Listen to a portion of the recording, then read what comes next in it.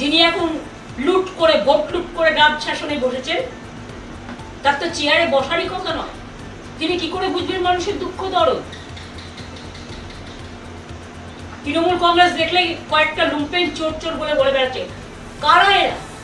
এরা বাংলার লোক নয়, বহিরাগত। তারা বাংলার সংস্কৃতি জানে না, তাই ক্ষমতায় এসে বুলডোজার চালিয়ে মানুষের বাড়ি ভেঙে দিচ্ছে, হকারদের জীবন জীবিকা কেড়ে নিচ্ছে।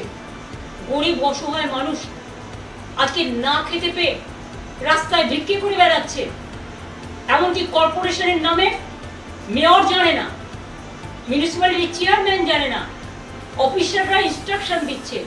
এই ভিডিওতে প্রকাশিত সমস্ত সংবাদ এবং তথ্য বিভিন্ন সূত্রের ওপর ভিত্তি করে পরিবেশন করা হয়েছে।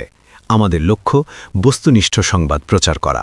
কোনো ঘটনার দ্বারা কাউকে ব্যক্তিগতভাবে আঘাত করা আমাদের উদ্দেশ্য নয়।